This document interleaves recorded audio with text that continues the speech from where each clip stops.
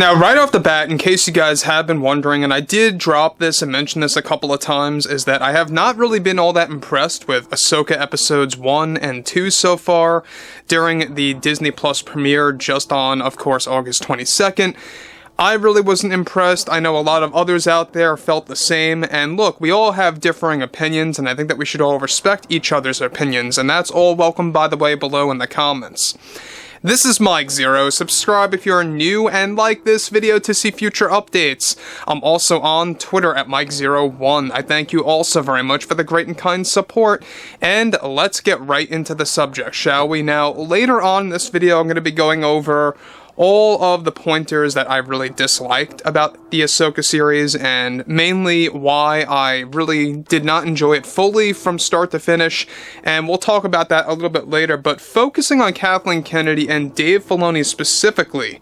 Now, we know that Jon Favreau did not have a hand in writing this show, so just be aware about that. This is all 110% a Dave Filoni series, where Kathleen Kennedy did not have creative power per se, but Filoni did allow many of Kathleen Kennedy's ideas to spill into this story, so let's discuss. Now, Kathleen Kennedy has been talking about the show on and off, and about the future of Star Wars, especially with the Acolyte series, and how everything is moving in motion. However, this is where things begin to get very complex, and how things begin to unravel about what Dave Filoni executed and allowed to go into the Ahsoka show, and where those inspirations basically came from past Star Wars creators and more related to the sequel trilogy movies. Let's get into all of this. Now, with Disney and Lucasfilm still struggling to course correct the Star Wars franchise, however, recently Kathleen Kennedy delivered the following about the Ahsoka Tano series and Dave Filoni.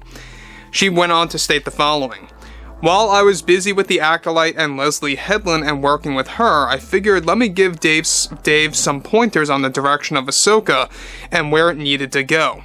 We really wanted this series to be an inspiration from the style and spirit of the sequel trilogy films. I had convinced Dave that we just can't walk away from that. We have to embrace that style. We wanted the series to be a love letter to the sequel trilogy and to borrow pieces from all of it, even some concepts that got rejected. Even Rogue One was an inspiration for this film as well. All of our Lucasfilm properties we wanted to throw into one for the Ahsoka show, and I think that's why fans have noticed some Indiana Jones nods in there too, as well as other films that we have established.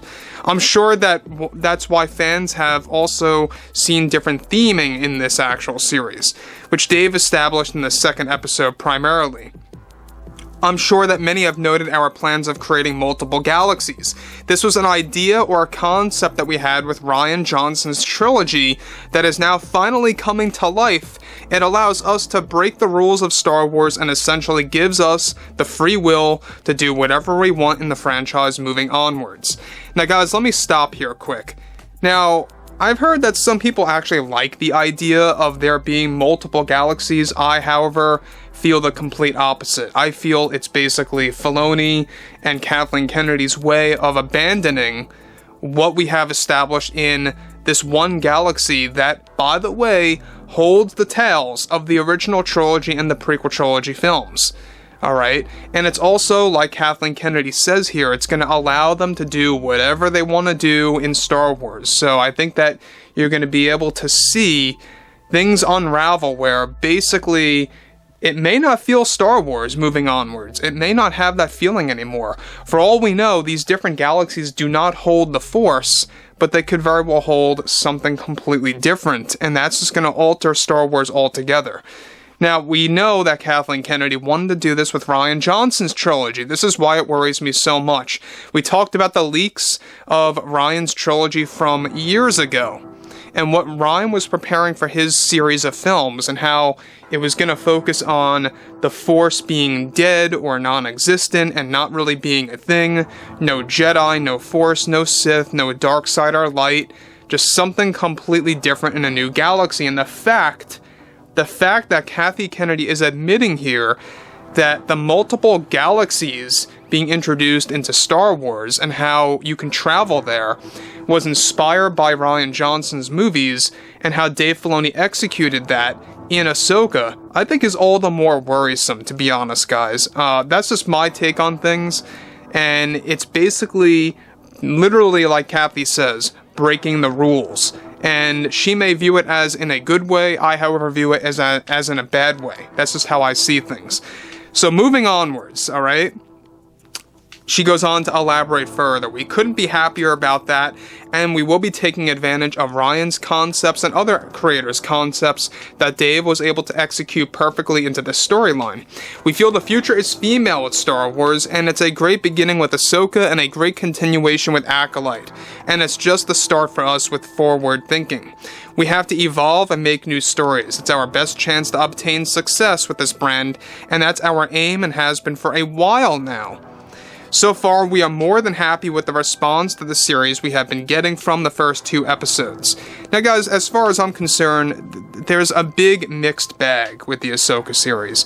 A lot of fans that I know, a lot of which, by the way, are casuals, some of which are even hardcores.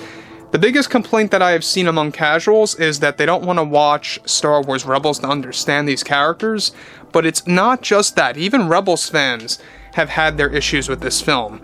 Very similar to my own issues, and that's where I get into exactly what I have problems with the Ahsoka series. I feel that the acting is subpar, there's too many pauses between dialogue moments, the saber wounds are meaningless now, and you know what I also noted?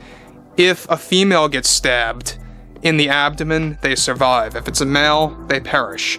The captain on board in the first episode, Baylan basically revied her. Alright, he literally did the same exact thing that Shin did to Sabine, and he died. Same exact thing applies to Qui-Gon Jinn and other characters out there as well that have gotten the same treatment and perished. So Reva got it twice, alright, by Vader/Anakin. Sabine got it by Shin. It's just becoming a little too deliberate at this point. The other thing that I do want to point out here is that I think that this connects to what Kathy said about how Dave took a lot of elements from the sequel trilogy, is that the map to Thrawn, the map to Skywalker, same exact layout, right? Why does it exist? We don't know. We have no idea. Copy of Vader from Rogue One, another problem that I specifically had. Again, some people could view this as a parallel. It was a little too much of a copy, even the same atmosphere. When Baylan is deflecting the blaster fire and taking out the rebels, it basically literally was a copy and paste of Vader in the hallway scene of taking down those rebels. That's just how I felt. I feel like there's just a little too many copy and paste moments in this series. The other thing is the punk rock music took me out of the overall first episode when they introduced Sabine. I really was not a big fan of that, but that's just how I saw things there. And with Sabine, of course, I feel like she's the less established character that doesn't really resonate well with a lot of fans out there. And the multiple galaxies being inspired from Rian Johnson's trilogy is a big no-no for me. But anyway, guys, drop a comment below, fill me below in the comments what you all have to say about this, and if you guys did enjoy the content for today, make sure to drop a thumbs up on this video to support the channel, and I will catch you guys next time.